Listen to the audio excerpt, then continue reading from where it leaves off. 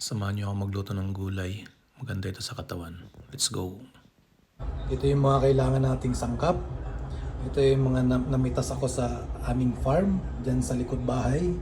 Mayroon ako ritong alokbate, luya, kamatis, sibuyas, sitaw, ampalaya, sigarilyas, at ito yung inoki mushroom na kabuti, yung pasibol.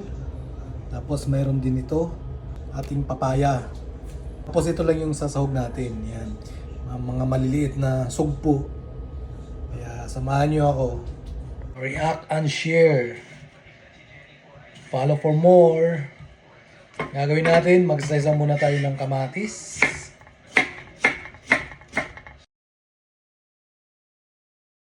At ito na, may pinapakuluan na akong tubig rito. Ilagay na natin to una yung kamatis, sibuyas, at luya. Lalagyan lang natin siya ng asin na galing sa dagat. At syempre dahil magluluto tayo ng ating ulam, kailangan muna natin ng kape.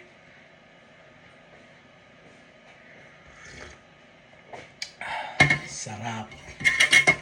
Babalatan na natin tong ating papaya.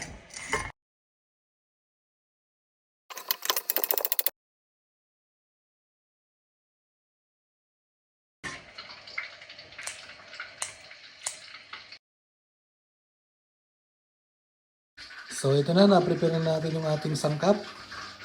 Ayan na. Kailangan lang natin antayin kumulo yung ating pinapakuluang sabaw.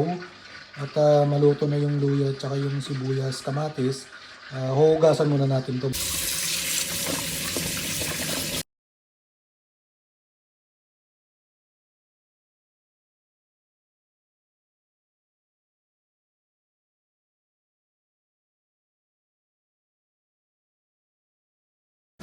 So ito na nga, kumukulo na yung ating sabaw.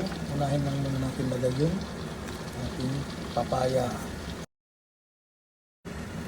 Ito na nga guys, luto na yung ating papaya. Lagyan na natin yung sitaw at saka sigarilyas. Isabay ko na pala tong mga apo ng sugpo. Para lumabas na rin yung lasa niya. Yan yung magpapadagdag ng lasa ng ating laswa.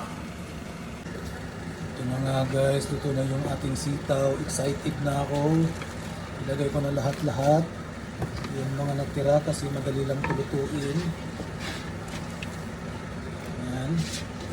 Isang kuluan lang.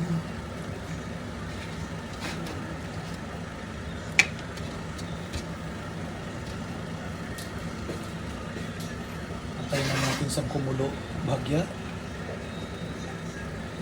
At kakain na tayo. Naman. Diba? Pag ganito yung hotpot mo, naku po. Iwan ko na lang talaga. Diba? Asin lang ang timpla niya. Kasi nga gusto mo kunin yung lasa ng gulay. Diba?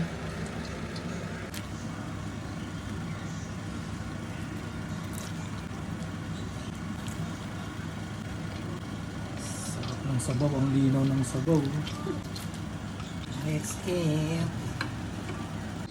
Ito na nga po yung ating laswa. Samahan nyo na kaming kumain.